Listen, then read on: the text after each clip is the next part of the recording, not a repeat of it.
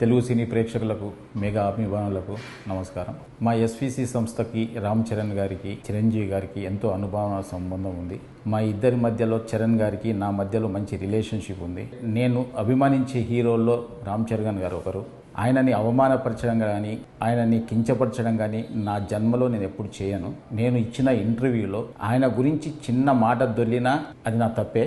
అది జరిగిందని అభిమానులు అనుకుంటున్నారు కాబట్టి వాళ్ళకి నిజంగా నేను క్షమాపణ చెప్తున్నా. చరణ్ గారికి కూడా క్షమాపణ చెప్తున్నాను. అంటే నాకున్న ఆయన రిలేషన్ని నేను పాడు చేసుకోదలుచుకోలేదు. ఎందుకంటే జనం ఈ రోజు మాట్లాడుతున్న మాటలు కానీ బయట ట్రోలింగ్స్ కానీ అభిమానుల బాధలు కానీ నేను అర్థం చేసుకోగలను. ఎందుకంటే ఒక హీరోని అలా అన్నప్పుడు ఎవరు కూడా భరించలేరు. నేను అన్న ఇంటెన్షన్ అలా కాదు. మాకున్న రిలేషన్స్లో మాకున్న క్లోజ్నెస్లో నేను మాట దొర్లాను తప్ప ఆయనను అవమానపరచడానికి కాదు. మాకు మెగా హీరోలతో అందరితో మాకు మంచి సంబంధాలు ఉన్నాయి. వరుణ్ తేజ్తో ఒక ఫిదా కానీ, సాయి ధరమ్ తేజ్తో 2 సినిమాలు, చరణ్ గారితో 2 సినిమాలు చేశాం. చిరంజీవి గారు ఎప్పుడు మా రాజుగారితో కానీ నాతో ఎప్పుడు మాట్లాడుతూనే ఉంటారు. ఇలాంటి అనుబంధం ఉన్న వాళ్ళని అవమానించే పర్యంత మూర్ఖుని కాను నేను. దయచేసి అందరు అభిమానులు అందరూ అర్థం చేసుకోవాలి. సంక్రాంతికి గేమ్ చేంజర్ రిలీజ్తో పాటు సంక్రాంతికి వస్తున్నాం సినిమాని ఒప్పుకోకపోయి ఉంటే, ఆయన చెయ్యొద్దు అని ఉంటే ఆ సినిమా రిలీజ్ అయ్యేది కాదు.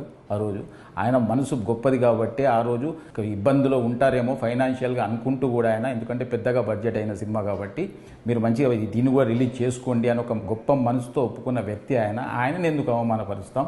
దయచేసి నేను ఆయన మాటలు కానీ అపార్థం చేసుకుంటే ఫ్యాన్స్కి అందరికీ నేను క్షమాపణ చెప్తున్నా. దయచేసి మా రిలేషన్ పాడు చేయొద్దు.